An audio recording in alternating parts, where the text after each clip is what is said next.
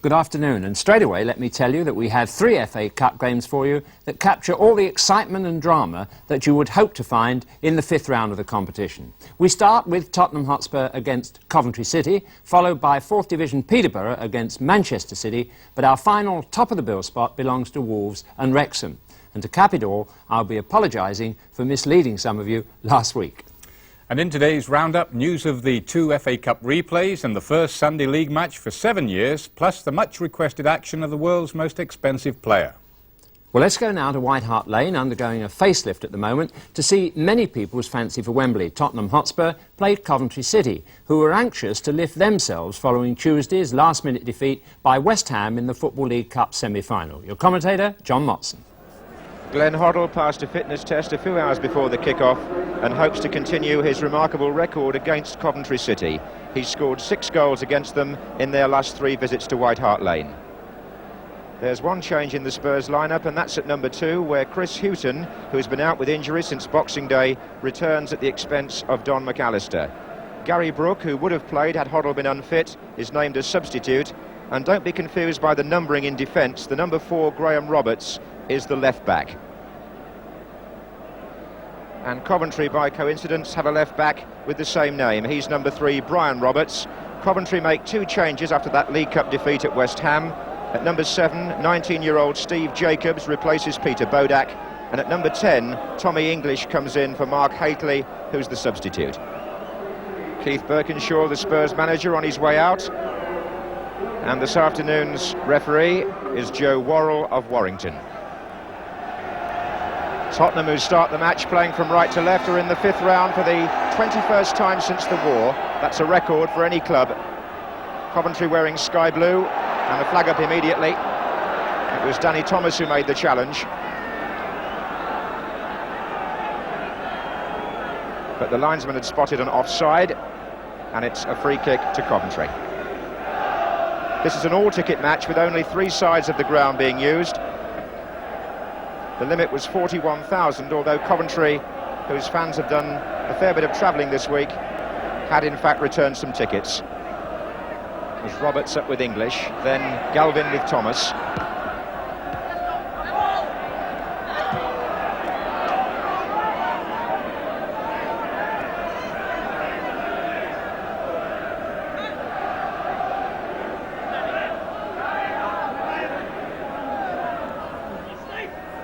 English looking for Thompson.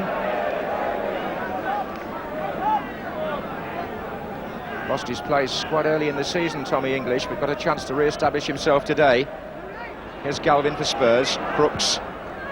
Perryman, good first-time stuff. Has been a feature of Tottenham's game this season.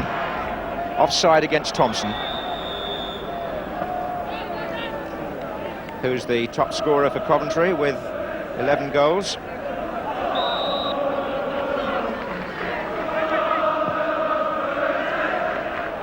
Archibald and Dyson. Hoddle.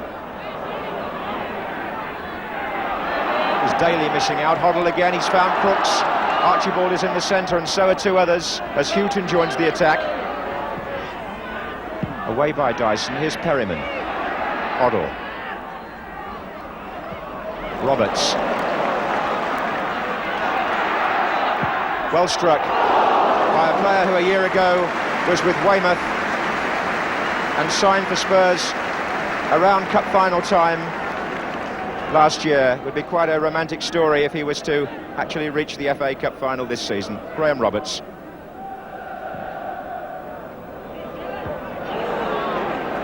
Here's Jacobs.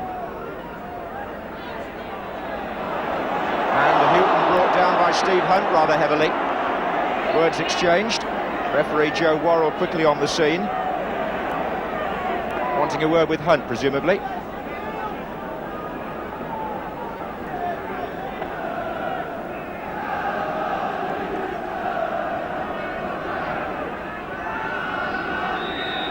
So Hoddle to take the kick for Tottenham.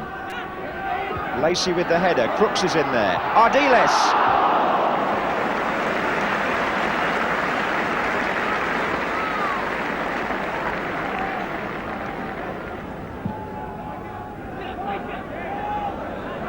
Lacey. Ardiles to Perryman. Dyson. Blair. Gillespie. Miller. Now Blair again. Steve Hunt for Coventry. Good skill, and I think Tottenham felt English was offside, but again the linesman's flag stayed down.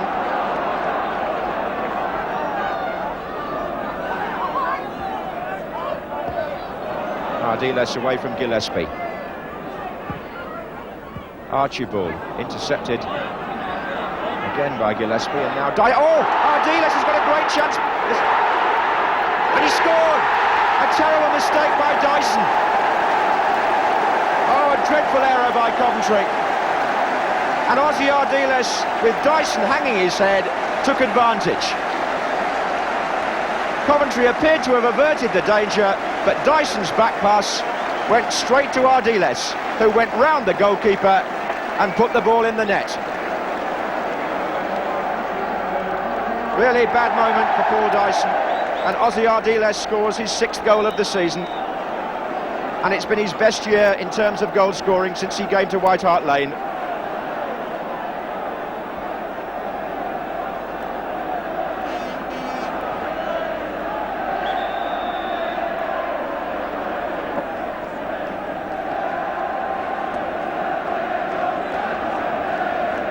Really coolly taken goal.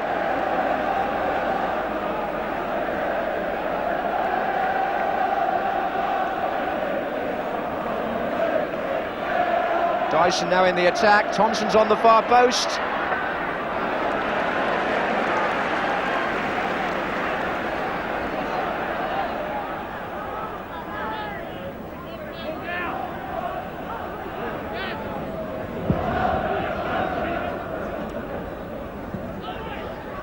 Crooks being marked by Steve Jacobs. Ardiles to Hoddle. Nice ball. Crooks.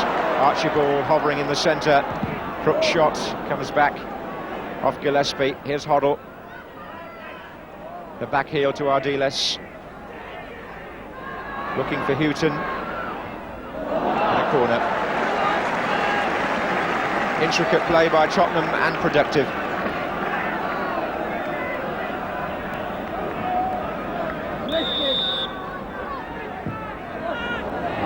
Wasted by Glenn Hoddle, but here's Galvin for the bad clearance by Daly. Crooks. Graham Roberts still well forward in the area. So is Lacey. Crooks cross. Oh! Dyson missed that completely, and Archibald couldn't believe it. Another heart-stopping moment for the Coventry number 5. He completely missed his header, and if Archibald had realised that was going to happen, he would surely have reacted quicker than he did.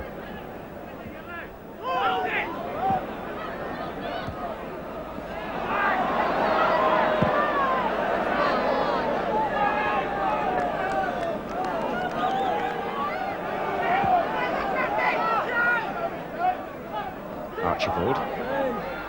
Roberts. Hoddle drifting in from the right at the moment. That's where the ball's going. Roberts' header away. Oh, and a chance for Houghton to cash in perhaps. Here's Perryman. Ardiles. Archibald. Nice back heel to Crooks. And he couldn't turn quite quick enough to get past Danny Thomas. But nice approach play by Steve Archibald, whose combination this season with Garth Crooks has been a joy for the Tottenham fans to see. 37 goals between them before today, and they really enjoy playing with each other. Ardiles cross. Roberts. Hoddle's flick. Lacey. Archibald! Archibald scores his 22nd of the season, made for him by John Lacey. With 33 minutes gone, Spurs go 2-up. The approach seemed almost harmless, but Coventry just weren't concentrating. Lacey knocked the ball forward, and Archibald, with Seeley on his line, volleyed past him. Archibald got 2 against Coventry in the league match earlier this season. And now he makes it 2-0 in this 5th round FA Cup tie. And that, by the way, is his 19th goal in the last 27 games. Tremendous record.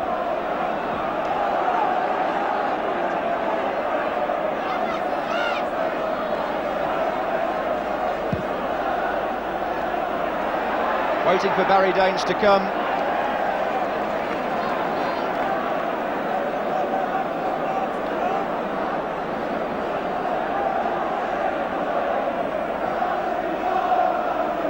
So Coventry, so disappointed in the League Cup in midweek, now find themselves 2 goals down in the FA Cup just a few days later. And for a team whose average age is only 21, that's got to be rather disheartening. And there is confidence sapping away here. Ardiles, and it's Crooks. Crooks again, is it going in? No. Well, Dyson's first mistake, Ardiles, Crooks, a save by Seeley, Crooks from the rebound, trickling wide, but it could so easily have been 3-0.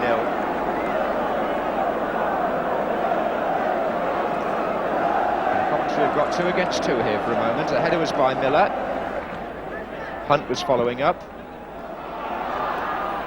Just about 5 minutes left in the first half. Spurs lead 2-0. Here's Thompson for Coventry. And that tackle by Graham Roberts is penalised.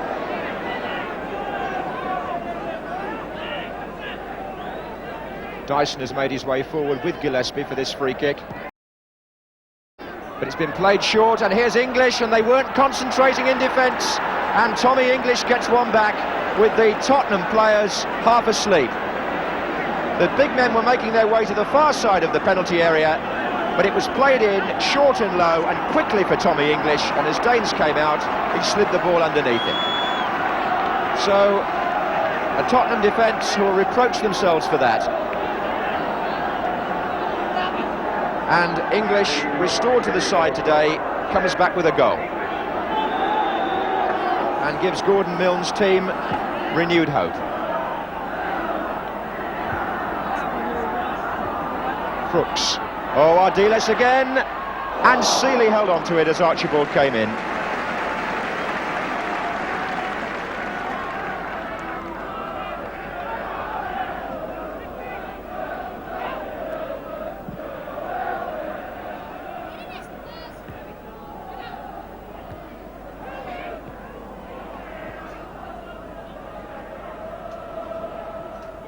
Hoddle. Crooks. Hoddle again. Archibald.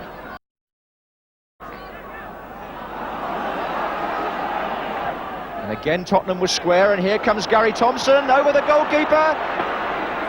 Roberts had time to see that and volley it away, but Spurs are getting caught square too often for their own comfort.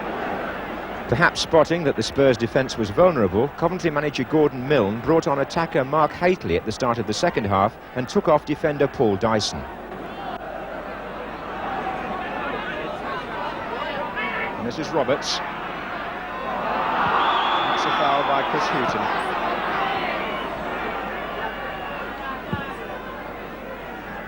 Well, Haitley will obviously give Coventry added strength in the air. And set pieces like this.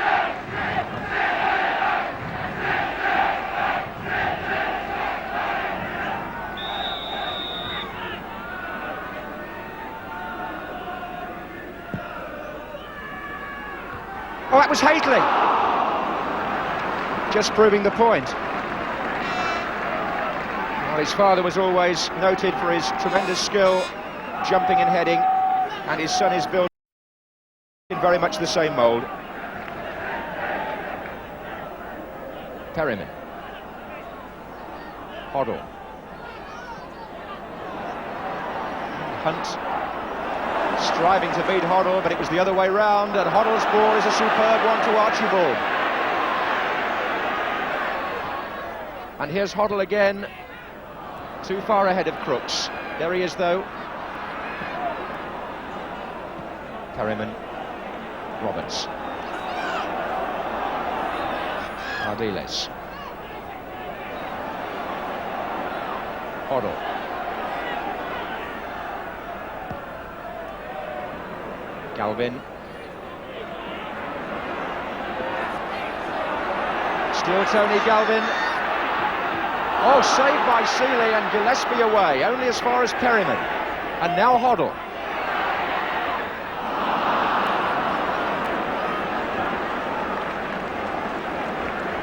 Seeley really beating out that first cross-come shot from Galvin.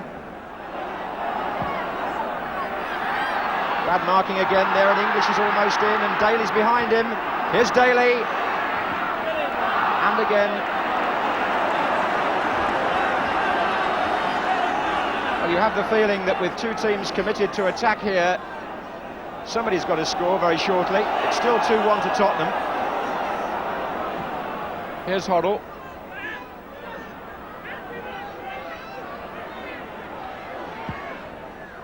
Davies.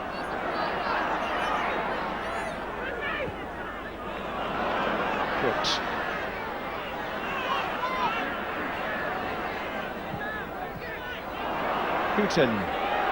Houghton shot.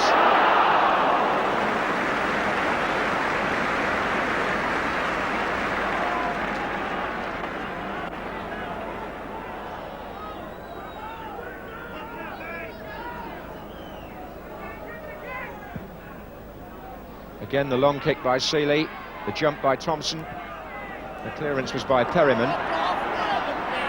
Roberts. Could be awkward.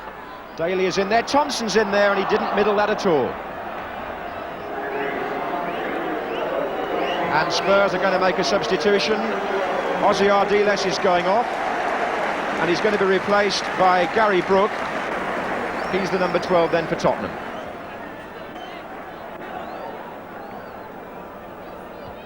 Header was by Jacobs.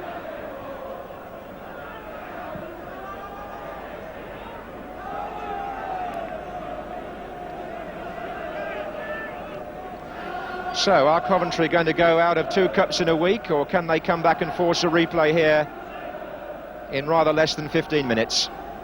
2-1 to Spurs, all the goals in the first half. And that's a high challenge by Perryman on Daly.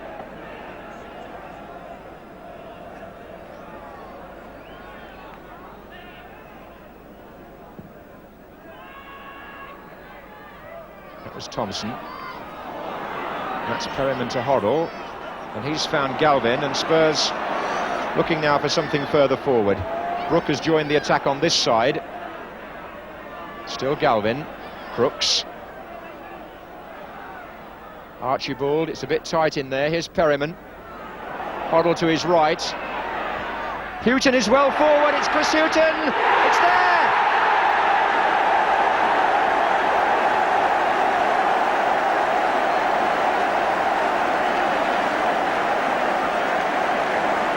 And the experience of Steve Perryman played a part in the move. He found Glenn Hoddle. Hoddle fed the through ball. And with Keith Birkinshaw saying on the bench there, 10 minutes to go, it's 3-1 to Spurs. And Chris Houghton, who returned to the side today for the first time since Boxing Day, scores what may prove to be the conclusive goal.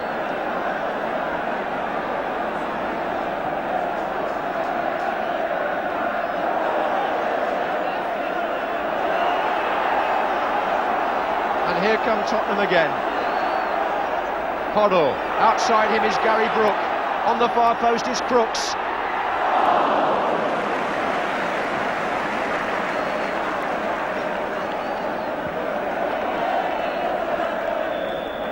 That was Houghton's second goal of the season. And it may be the one that clinches Spurs' place in the 6th round.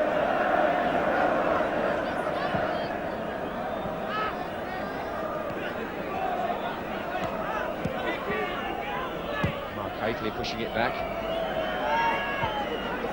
Here's Houghton. The Spurs have got a man over in this attack if they play it right. Hoddle's on the right wing. There are 5 the other way. And it's still Hoddle.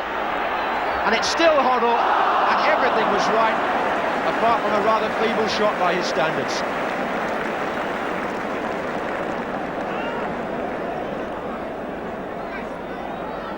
And that's threaded through to English by Hunt, and English with a chance here, puts it wide. So, activity in both penalty areas, in time being added on for injuries. Tommy English, not for the first time, clear of the defence, but this time angling his shot the wrong side of the post. Here's Blair. And a roar goes up as Spurs reach the 6th round of the FA Cup for the 3rd year running. Keith Birkinshaw will be hoping that this time they can go one better at least and get to the semi-final. A match they had well won, it seemed, at 2-0, then gave away a goal, and then came back with Chris Hughton making the telling run, which clinched the game. Coventry, a little weary no doubt after the exertions at West Ham, have lost 2 cup ties in London in the space of just 5 days. Well, that's sad for Coventry, and it doesn't look too good from here either. But to understand how it felt to be involved at the heart of that double defeat, John Motson spoke to the elder statesman of the young Coventry team, Jerry Daly, who was not afraid to face the facts. I think when all is said and done, we didn't deserve to get anything from either match. You know, we've given away goals, silly goals, and in the first division, or when you're playing in a semi-final of a cup, you're playing against good teams, and you can't afford to give away silly goals because they'll punish you. Do you think the effect of the West Ham match played any part at all in your performance at Tottenham? Well, I'd like to think so now, when it's all done and finished with. We just didn't play. It's as simple as that. Maybe you could say we were a bit tired, or everybody was a bit drained and so on, a bit disappointed about the West Ham affair and so. But there's not much really you can say. It's just finished with now. It's gone. I don't know whether it was a case of West Ham or not. It just didn't play. Coventry, obviously a very young side, average age 21. Do you think the big occasion, looking back now, might have been a little bit too much for one or two of the younger players who will be better equipped next time? I think so. From what I know, the players, they've got a lot of potential there. Very cocky young players. And I'm sure the season that we've had this year will always stand them in good stead for the future. They are tremendous players, potentially very, very good players indeed. And I'm sure in the future it will do, yeah. Now, many people feel it could be Spurs' year for the Cup. All sorts of omens have been mentioned. Having played against them now and been beaten by them, do you go along with that? Well, I think Middlesbrough, they're my bet for the Cup. I think they're a very good team. I don't know about Spurs. I think they're a wee bit vulnerable in defence. It's just a personal opinion I have, and that's why I wouldn't back him to win. I'd have a little bet on Middlesbrough. Well, we shall see if Jerry Daly's tip comes off, and whether Tottenham go on to win the Cup or not. I must say they're an enjoyable team to watch. They love to go forward, and if it does stretch their defence at times and give their opponents a look in, well, it's far from boring. Now to our second game, and the most romantic of yesterday's ties between the last of the 4th Division survivors, Peterborough United, a club who've produced a few cup shocks in the past, and 1st Division Manchester City, who've been knocked out by little clubs in the last 2 seasons. Your commentator at London Road, Parry Davies. For the posh, the taste of cup success only whets the appetite for more. 28,000 in the ground, who paid record receipts of £40,000. And in the centenary season of the FA Cup, it's only right that Peterborough should be having their say. As a non-league club, they brought down no less than 8 league sides, and since gaining league status themselves, they've always been a thorn in the side of the mighty. Their lineup includes 3 teenagers. It includes also a man who captained Fulham in the FA Cup final of 1975. He's Alan Slough. The oldest contestant in this season's competition, Tommy Robson, and Robbie Cook, whose 21 goals have marked him as a player to be watched. Manchester City were at the gates of Wembley in the League Cup on Tuesday and saw them close, and now they must make another run there from further out. Their side shows 4 changes from that occasion. Tommy Caton is left out, and so indeed is their manager John Bond, who's in bed with flu. The referee this afternoon is Ray Lewis of Great Bookham. Peter Morris, the Peterborough manager, formerly with John Bond at Norwich City. On the Peterborough badge, is written the words "upon this rock," and many teams have founded on the rock of Peterborough. And Manchester City will be conscious that the last couple of seasons they've been the victims of a giant killing, and right at the start Joe Corrigan has to get involved. Last 2 seasons City have gone out to Shrewsbury Town and to Halifax Town. And this no easy test for them. That was Mickey Ginn who got the thing going for Peterborough. Slough used to be a midfield player, but now playing in the back 4. Full power, the City skipper seeing a lot of the ball and seeing a fair bit of the ground there too. The referee quickly across to have words with McVeigh, and indeed reaching for the book. Well, boos around the ground, but one certainly can't blame Mr. Lewis. In cup-tie football, that sort of action has to be stamped on, indeed in any sort of football, but particularly in cup-tie football.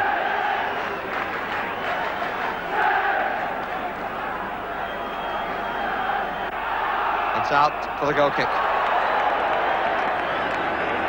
It's also a pleasant sunny afternoon, and not as cold as anticipated. Booth. Donald.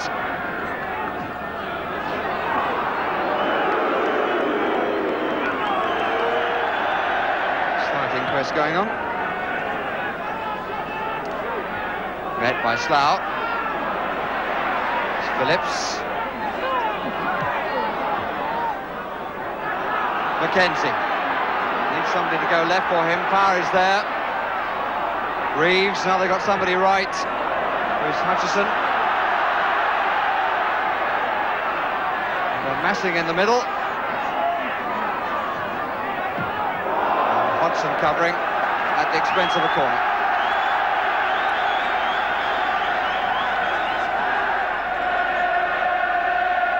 For a diagonal run, 3 on the near post. Over comes MacDonald. Bit of a haymaker by the goalkeeper, was very effective. Hutchison. City offering plenty of width.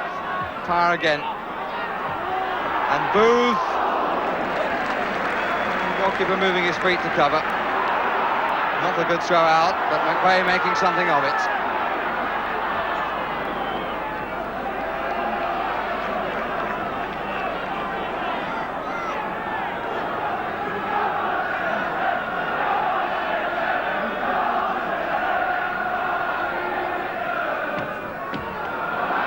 To Robson, Booth across. Oh, Robson has done so well, and here's Cook.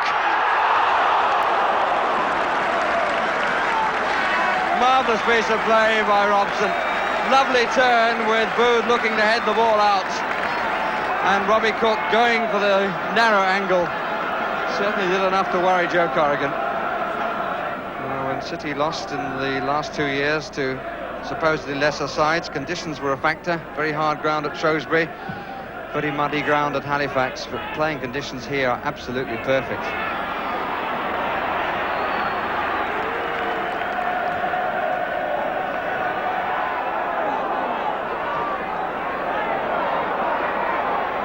Cook holding it well, but finding that the men moving up are usually marked. Peterborough certainly being stretched side to side. Hutchison out to the right.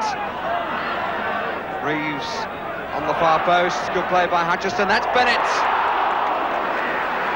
The goalkeeper wouldn't have seen that if it had been on target. Doing a lot of wandering. Hutchison, who supplied the cross then, he's one of the players offering width, but Paul Parr, the skipper, has been out on the left, out on the right, and generally running things for the First Division side.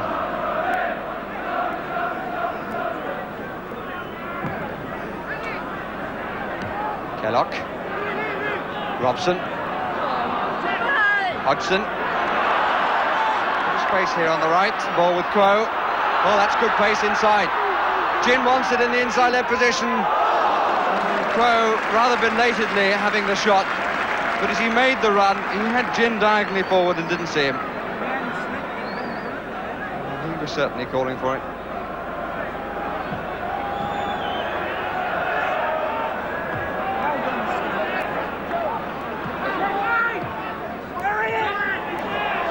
Motson.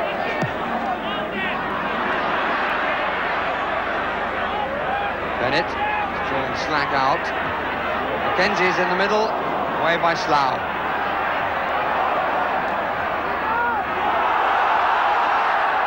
Early for Robson. It's a fair chase down the middle. Oh, flying attempt by Billy Kellock. Well, it was a good quick break, which the crowd enjoyed. We have to be truthful, it never quite looked like getting the right finish. Whoa. McVeigh. That's good from Robson. Here's Cook. Kellock. Gin in the middle. So is Cook. Well, it was a fine chance. He was prepared to take it as it came over his shoulder. But in fact, he got underneath it and over the top.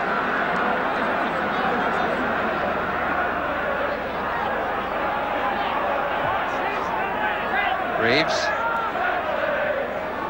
Hutchison.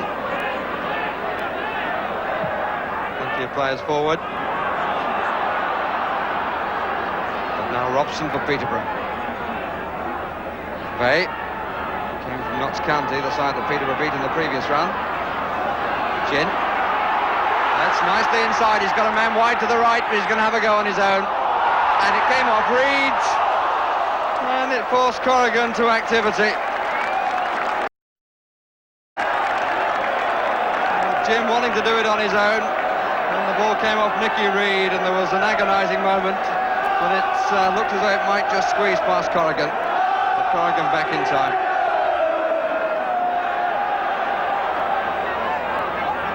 Reeves. Power. Bennett going out to the left, created the space by going there. Hutchison, he could come inside, he goes the other way. There's Bennett.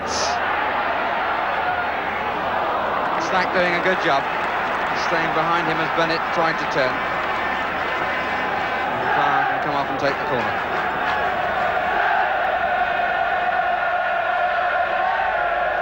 Parry with the corner. Reeves on the near post, gets the flick. In comes Bennett. McDonald right on the line, and it's in. No, it's not going to count. And I think it's because of a handball. Certainly Trevor Slack pointing to a handball, and it seemed that McDonald put the ball over the line with his hand as it came in from Dave Bennett. Smile from Mr. Lewis, and on we go. 5 minutes of the first half remaining.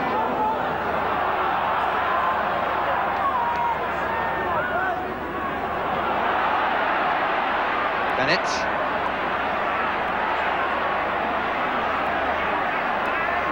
Reeves moving to the near post. Power.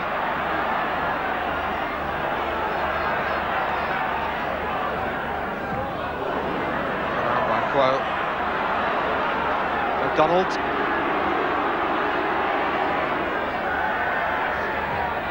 Met by Slack. Hutchison. Power has made the run, but it's too long. Mackenzie at the back. And the corner. Certainly the threat from Manchester City is the greater. Their overall team play suggests that they're of a higher station than Peterborough. Peterborough have had 3 possible chances in the half. The score is still 0-0. As Woff palms it down, it's blocked. And finally, it's turned in by Tommy Booth.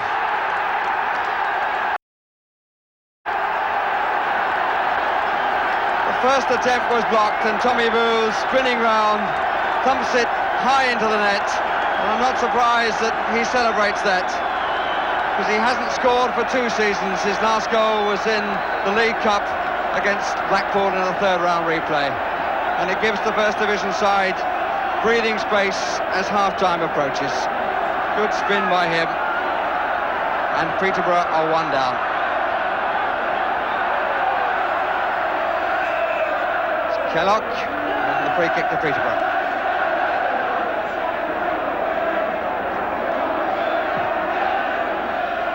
Slack up for it, met by Booth.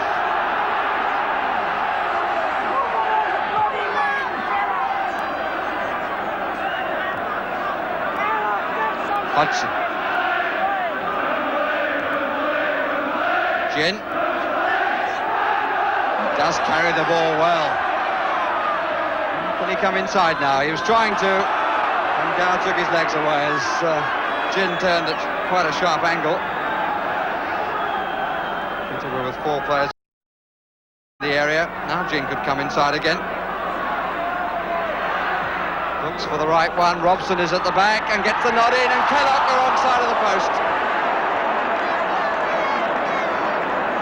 Well, Kellogg couldn't take his chance, and with a quarter of an hour of the second half gone, there'd been no further threats to Manchester City's lead. Phillips. Again, Gin looking well balanced, but ran into trouble. And here's Mackenzie with a real chance.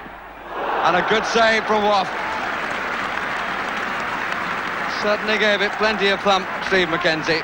And Woff, who came forward to narrow the angle, parried it away.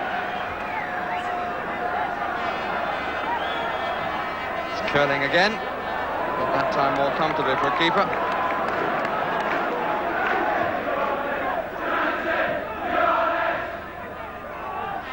Kellogg, Phillips.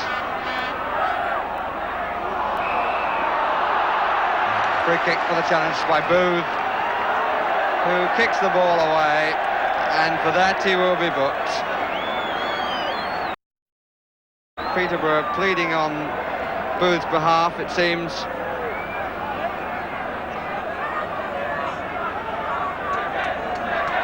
But Mr. Lewis, as on the first occasion, really with not too great a choice. Booth definitely kicked the ball away, and it showed dissent to the decision. So Corrigan wants 3 in the wall. Or has he? Bit of a mess in front of him, but he's happy that the right side of his goal is covered. And Kellogg will probably take the strike, and does, and oh, and he hits a really fine effort. Well, that's given them something to remember from the game. This might well be the last clearance. Yes, indeed. And the survivor of the 1969 Cup-winning side, Tommy Booth, takes Manchester City past round 5 for the first time since then. A disappointing afternoon for Peterborough. Had their chances in the first half, but once those weren't taken, their chance clearly slipped away. Well, from Peterborough's point of view, Barry summed it up perfectly. And as for City, well, they did nothing to tarnish their growing reputation. Well, now for what we thought was the best of our 3 matches between Wolves and Wrexham. On the face of it, the tie leaned Wolves' way because of status and ground advantage. But as you'll see, Wrexham had no intention of being sacrificial lambs. Your commentator, Alan Parry. It's Molineux's biggest crowd of the season for Wolves' 31st cup tie in only 2 years. And those lucrative cup runs helped to finance the new £2 million stand, which today is almost full. Wolves are unchanged as they bid to reach their 4th FA Cup quarter-final in the last 5 seasons. With Peter Daniels still injured, it means a place for Wayne Clark, whose famous brother Alan, now manager of Leeds, scored 38 goals in this competition, a post-war record he holds jointly with Dennis Law. The only current player who's anywhere near that total is Wrexham's captain, Dixie McNeil.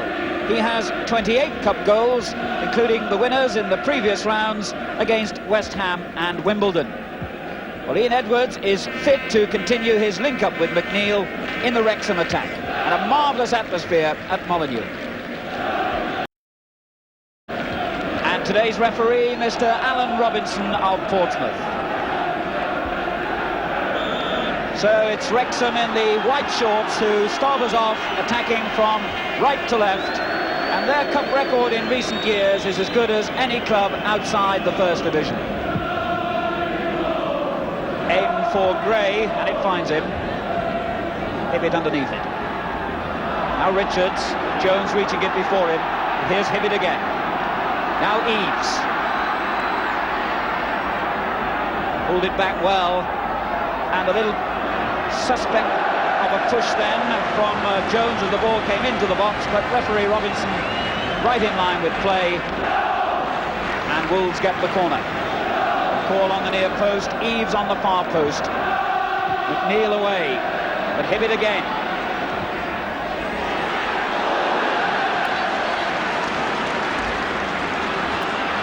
Sutton now for Wrexham.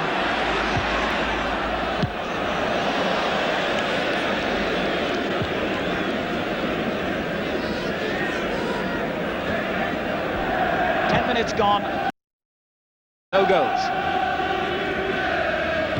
McCall's header. Gray. Eves controlling it well, then giving it straight to Arthur. Sigelski's clearance. Parry having to get there first because Edwards was right behind him.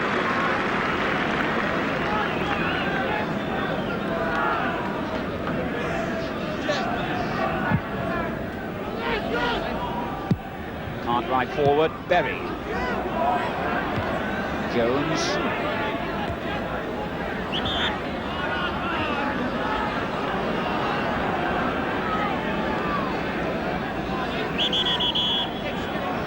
Referee wants the kick taken from the spot the offence occurred.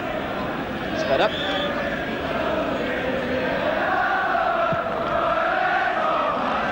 Jones away, that was a good header, but straight to Hibbett. Gray was onside, Richards, Clark! Well, the Wrexham defence hesitated then, and their players looking towards the linesman. Gray, then Richards.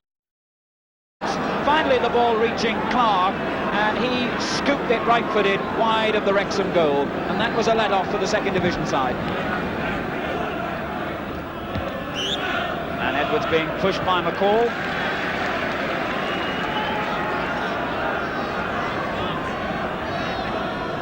Cartwright, who takes almost every free kick that Wrexham get. If he takes them like that, he can go on doing it. Sigelski. That's difficult for the keeper. Bradshaw really did well then. Ball swerving as it reached him from Sigelski's chip back into the middle. And the punch was very effective. Now Gray. This is Clark. 2, 3, and 4. What a run. Harkin. Oh, charged down by Fox, and there could be danger here for Wolves. Fox can really move. McNeil's arriving in the middle. He had to shoot, and it wasn't a bad effort in the end, but was never going to find the net.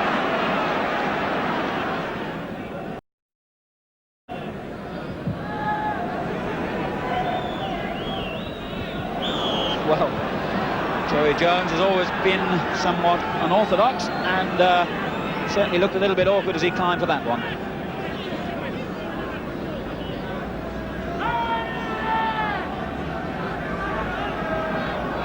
McCall with the free kick for Wolves. Sigelski away. Oh, it's beaten everybody, and it might reach Gray. It did indeed, but Andy Gray will be very disappointed with that effort. Really, a lot of hesitancy at the back then by Wrexham, and the ball finding Andy Gray somehow, and that left foot shot screwed well over the top, even allowing for the bounce. Not a good effort.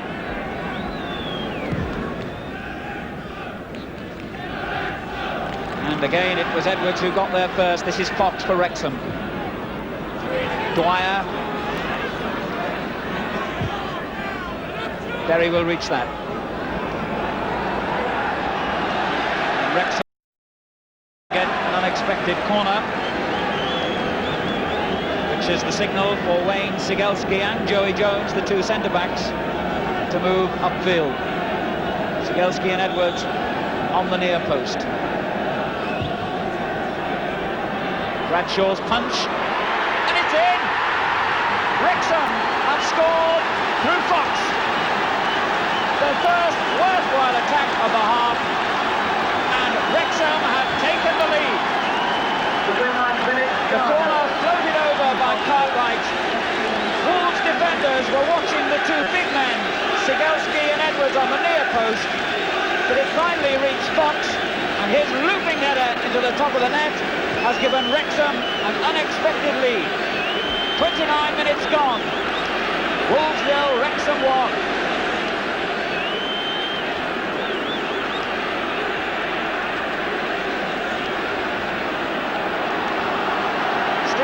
The former Birmingham player has really found the goal touch in recent games. He went 13 months without getting one. That's his fourth in a matter of weeks. And what a vital one it was. The Wolves have hit back immediately with this free kick. Gray, straight at Davies.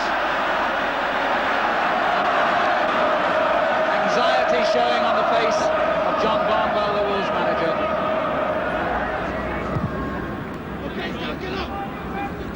Edwards, winning a lot of the ball in the air. McNeil, Parry blocked it. Oh, Parry's in trouble here. McNeil again!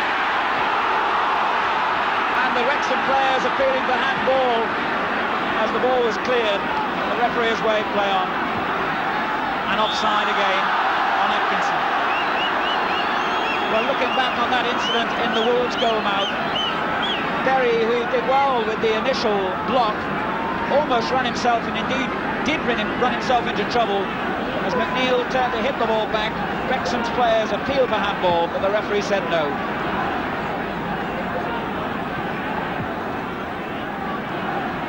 Here's Parry again. Eves. Took it on his inside. And Clark on the right. Just a minute to go to half-time. Gray. And Sutton chased back so well.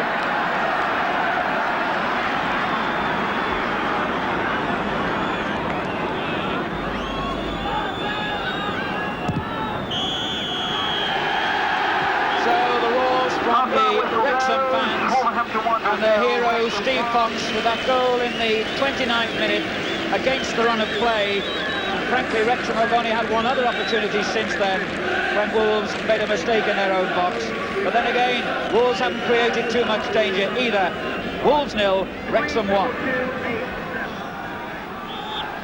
So Wolves, who've had replays in both the previous rounds, start this second half facing a real battle. And already an appeal by Eves for a free kick, but not given. Park in, and offside. Richards, the umpteenth time it seems today, strayed a little too far forward.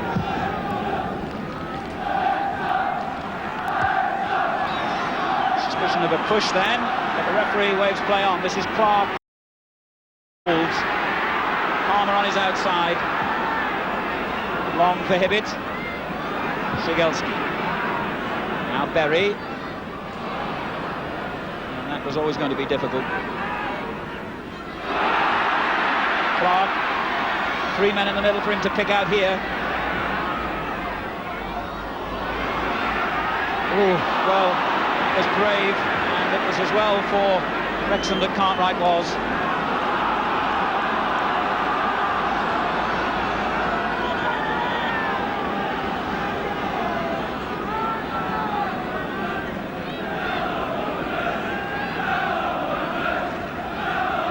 Long throw aimed towards Richards, but Jones was right behind him once more.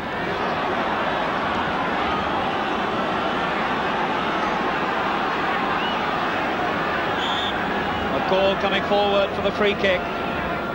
Lifted in by Palmer. Arkwright away. Ooh, and that wasn't a bad effort at all by Clark. That's his second snapshot. The similarity to his brother Alan, remarkable really facially. And he can hit a ball just as sweetly as Alan too. Now that ball holding up. Richards. Now Hibbett for Wolves. Richards and Eves forward, so is Gray. He's going it alone though. Here's Andy Gray. And Davies got the vital touch. The Wrexham defence retreated in the face of Hibbett's charge. In the end, he pushed the ball short to his right, and Gray really hit that ball on powerfully. Davies palmed it round for a Wolves corner.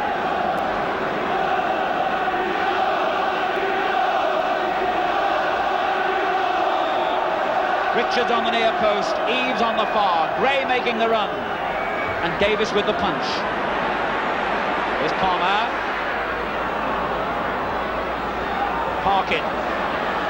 Again, Wrexham's back four moving forward and made it difficult then for Parkin.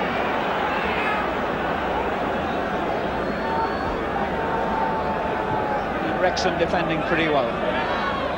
Parkin away, but straight at Arkwright. Parry missed kicking his clearance, but Atkinson is in the way to help out.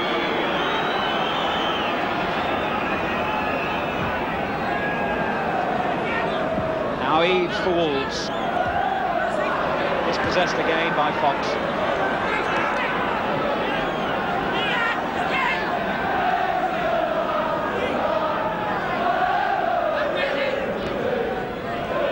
Eves. Just stayed in for Parkin. Sigelski. Now Eves. Parkin, a lot of men on the far post for him to lift it for here. Chooses to go along the ground, and here's Clark! Well, Clark has had 3 opportunities in this game to score, and that was probably the most difficult of all. He took it beautifully, hit the ball, and it hit the post, and Wrexham have survived. Hibbett's throw. Richards' header. Come back for Hibbett. What a scramble in the middle. Gray tried to get a shot in. Cartwright was in the way. It's still not clear. It is now. And there's a counter attack at the other end, but Edwards won't get there first.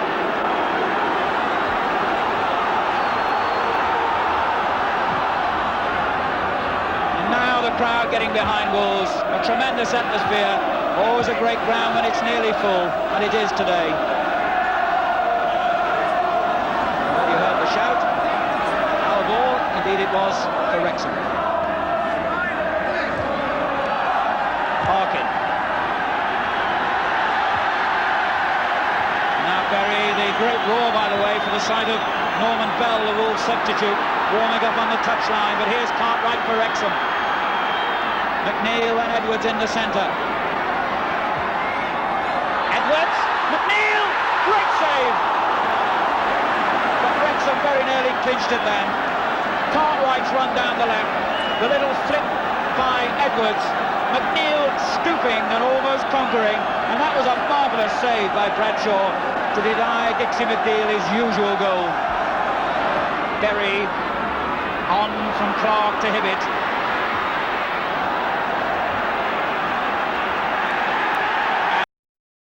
And the substitution will be made by Wolves. Listen to that roar. I think you could say that the Wolves fans approve. Norman Bell, who lost his place when Andy Gray recently returned to the side, 6 foot 13 stone, and might have the physical power needed to upset those centre-backs in the Wrexham defence. Eves off and Norman Bell on.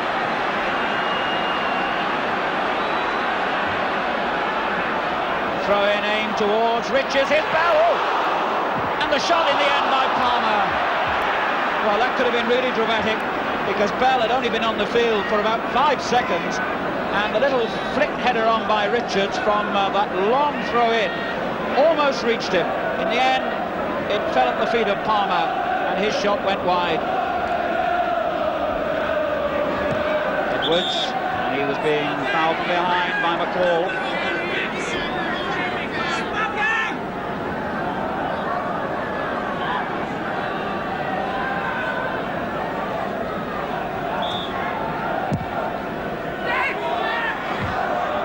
Ball shouted, and header gives Wrexham a throw.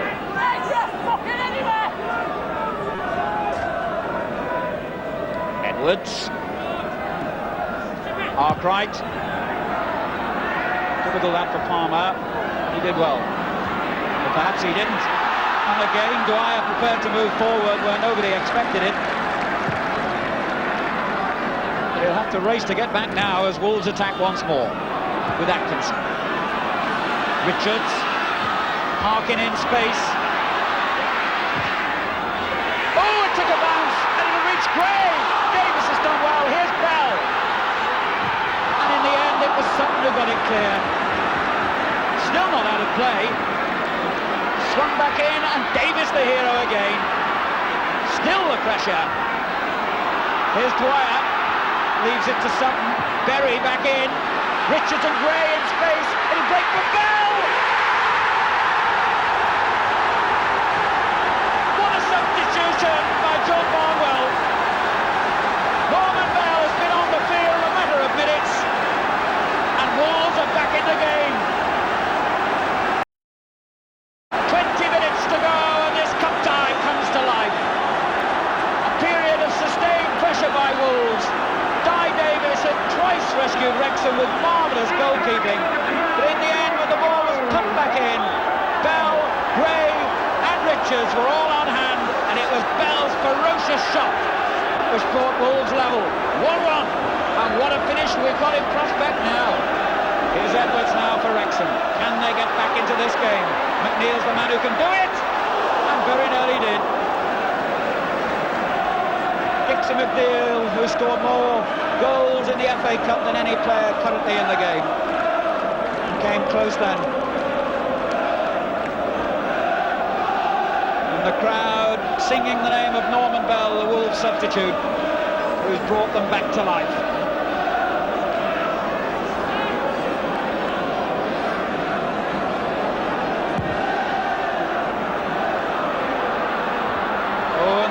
Could drop here for Gray, and it could drop for Bell again.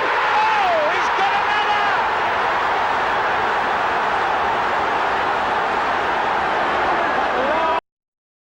Long kick, giving the Wrexham defence problems, but it dropped for Bell. There was never any doubt that the ball was going to end up lashed into the back of the Wrexham net. 2 goals in the space of a few minutes, and Bell the hero.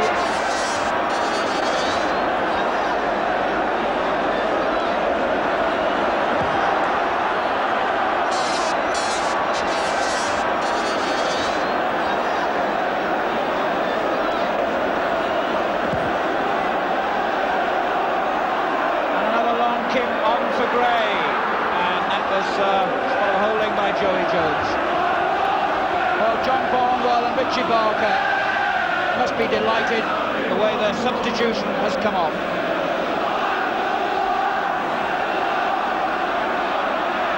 Wolves still pumping men forward.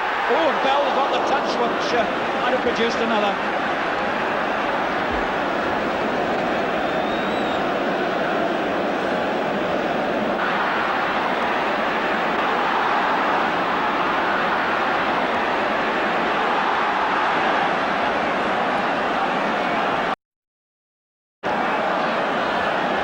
It's certainly not over yet, the way Wrexham are fighting with heart. Here's Arkwright.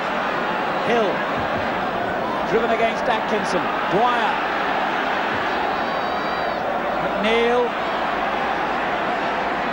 Turned again for Jones. Here's Fox. McNeil, and he went for that with his hands. And I don't think the referee saw it. The linesman certainly did, because he has his flag raised. The referee was hidden by a group of players, but McNeil, I feel sure, went for that ball with his hand. The linesman flagged, the referee didn't see it, and there could have been an almighty controversy if Wrexham had created anything out of that.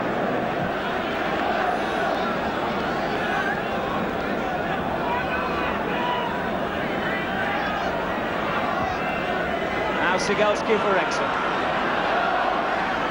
His forwards calling for him to pump the ball long. He did it, but Fox couldn't control.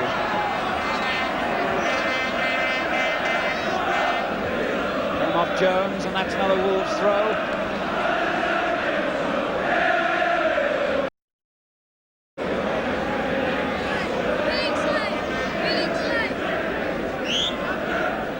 And Atkinson had 1 foot over the touchline when he took that throw in, so the throw goes Wrexham's way.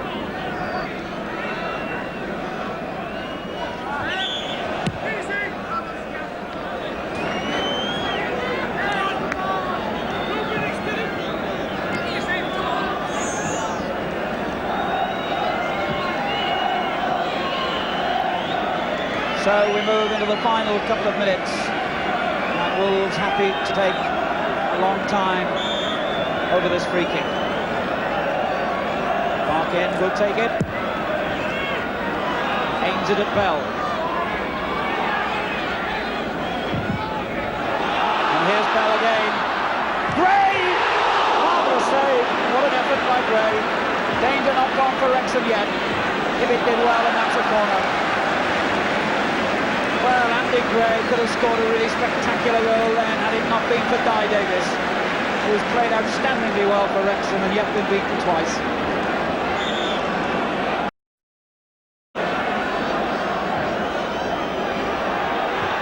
Again, Davies reaches in, Parkin. Touched on by Richards! 3-1. John Richards gets the goal and clinches Wolves' place in the quarter-final. In the final minute of the game, Parkin playing the ball in right-footed from just outside the box.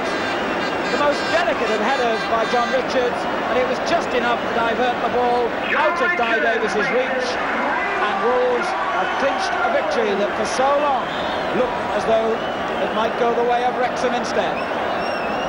3-1, and Wrexham are beaten now.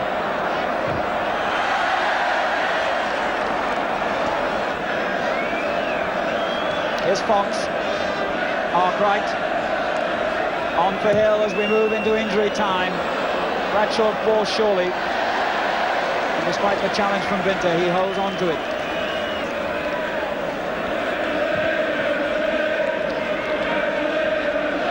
Gray's header, here's Richards, now Hibbett.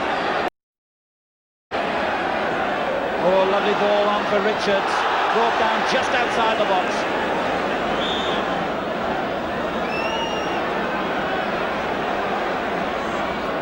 Hibbett driving it in. Oh, well, Berry could have made it four.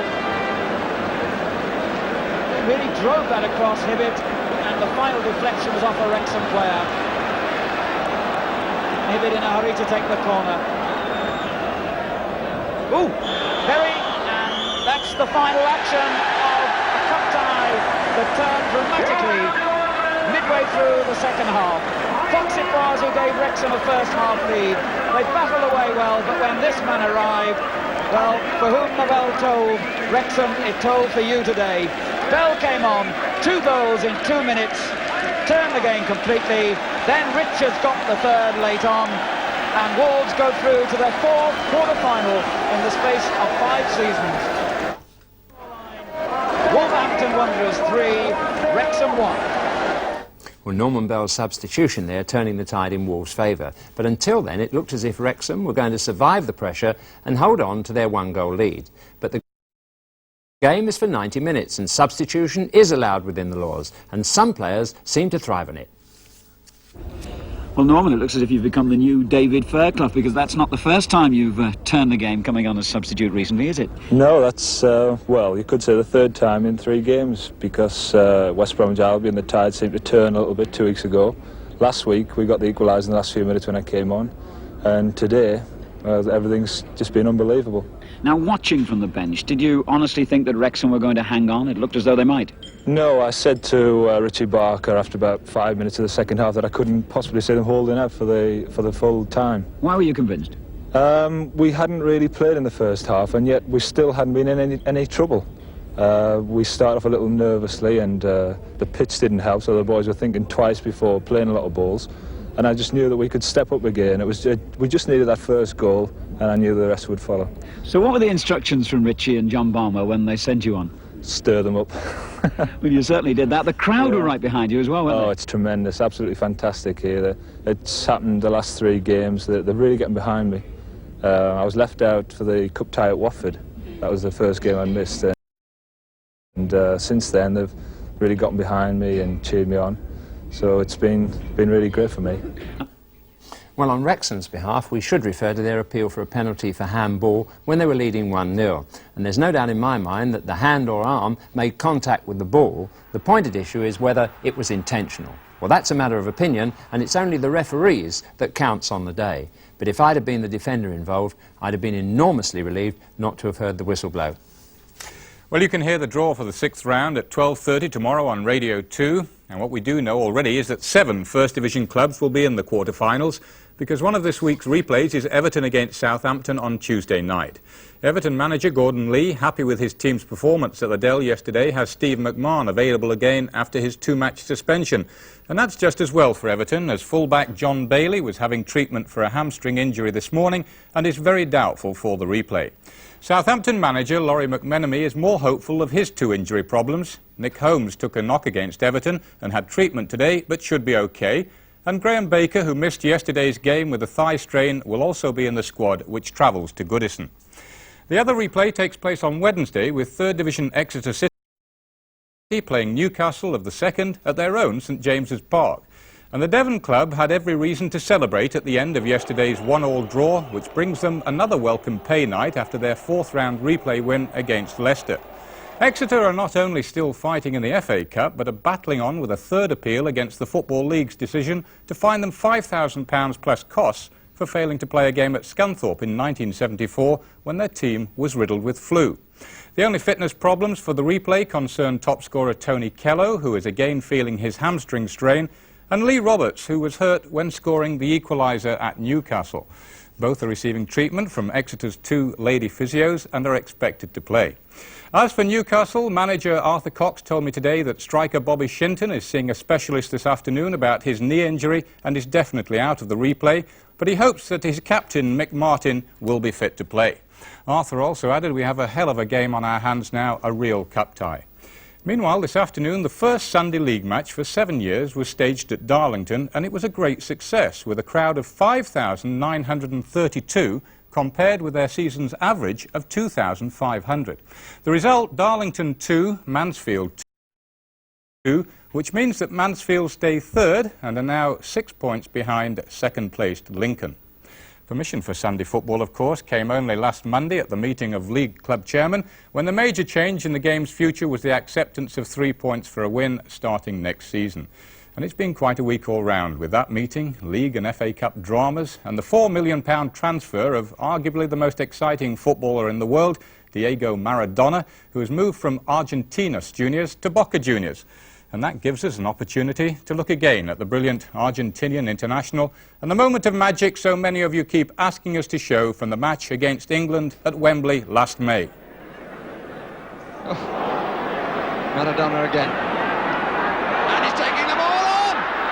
And it's gone wide, but what a marvellous example of this man's ability. Well, now apologies for misleading you last week about Dennis Mortimer's goal for Aston Villa against Everton. I supported referee Gwyn Owen's decision not to give Gary Shaw offside, but for the wrong reasons. As you'll see now, and some of you spotted at the time, Shaw's well-timed run started from an onside position and the linesman read it perfectly. So for the 2nd week running, those officials emerge with flying colours, even if I don't. Well, just to remind you that the next football on BBC One is on Wednesday in Sports Night, which begins at 9:55. And by that time, we'll know the draw for the quarter-final, and perhaps the unluckiest team not to figure in that draw is Wrexham. With a fair win, the penalty decision might have gone for them, and it's just possible John Barnwell might not have decided to bring on a player who, after all, is up for sale. Good afternoon. Parry back in. Richards and Gray in space. It'll break for Bell. By John Barnwell. Oh, and the handle could drop here for Gray, and it could drop for Bell again.